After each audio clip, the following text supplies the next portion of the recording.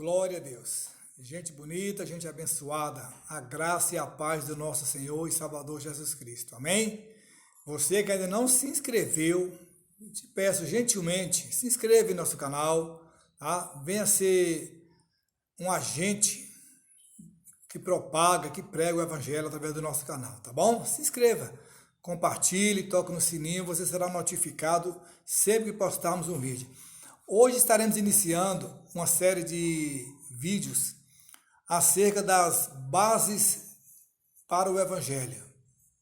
Bases para o Evangelho, tá bom? Então nós vamos iniciar hoje com base em Mateus 9, 10 e 13, que diz assim: E sucedeu que, estando ele em casa à mesa, muitos publicanos e pecadores vieram e tomaram lugares com Jesus e seus discípulos. Ora, vendo isso, os fariseus perguntavam aos discípulos: Por que come o vosso mestre com os publicanos e pecadores? Mas Jesus, ouvindo, disse: Os sãos não precisam de médico, e sim os doentes. Ide, porém, e aprendei o que significa misericórdia quero, e não holocaustos, pois não vim chamar justos, e sim pecadores ao arrependimento. Tá certo? Então, Mateus 9, versículo 10 a 13, que tomamos como base desse texto bíblico para falar das bases do Evangelho, tá bom? O Evangelho, ele constitui as boas novas de Deus sobre o seu Filho, Jesus Cristo.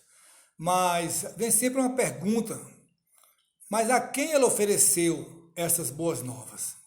A quem ele direcionou? A quem Deus chama para comer do pão da vida? A quem ele oferece a água da vida? Fica bem claro na palavra de Deus que ele oferece as boas novas para as pessoas que sabem que são pobres espiritualmente. Ele oferece pão aos famintos, tá? Fome da palavra, água aos sedentos, alívio aos cansados e vida aos mortos. Coisa gloriosa, tá certo? E as boas novas de Deus são para todos, né? Mas a pessoa não preparada por Deus jamais aceitará o Evangelho, tá? Da sua graça. Deus, ele sabe disso e ele mesmo, né? Ele mesmo admoesta-nos a não lançarmos a pérola, né, do Evangelho perante porcos. Isto é, aquelas pessoas, tá, que não sentem necessidade ou apreciação alguma pela misericórdia de Deus.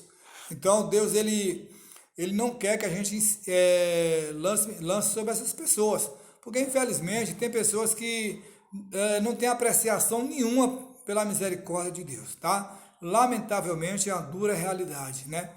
Então, por causa da autojustiça dos fariseus no texto em destaque que nós lemos, de Mateus 9, Jesus não os convidou para virem a ele, tá? Ele lhes disse que primeiro fossem e aprendessem, tá?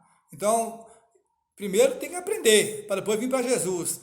O que deveriam aprender? O que eles precisariam aprender? Precisavam aprender que não eram capazes de oferecer a Deus, tá? Capazes de oferecer a Deus qualquer coisa que pudesse satisfazer suas exigências santas, né? E retas.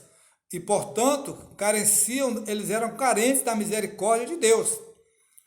É só para os que estão sob o fardo do reconhecimento da sua pecaminosidade, tá? Pelo seu estado de pecado. Então, se eu tenho um fardo, eu tenho um pleno reconhecimento que eu estou debaixo do pecado perante Deus, que Jesus vai estender o seu generoso convite, tá? Uma vez que eu reconheço isso, que eu estou debaixo do pecado e preciso do mestre, ele vai me lançar o convite. Mateus 11, 28. Vinde a mim, todos que estáis cansados e oprimidos, e eu vos aliviarei, tá certo?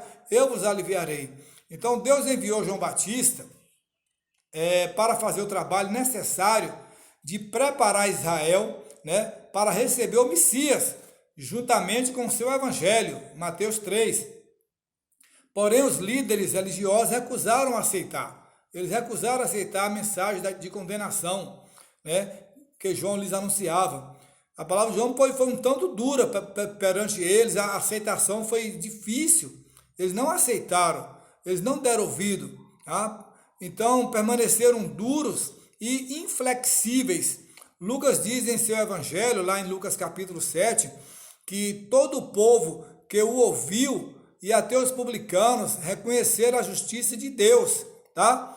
Diz aqui na Bíblia que, tendo sido batizados com o batismo de João, mas os fariseus e os intérpretes da lei rejeitaram quanto a si mesmos o desígnio de Deus, não tendo sido batizado por ele, tá certo? Jesus também falou a seus contemporâneos.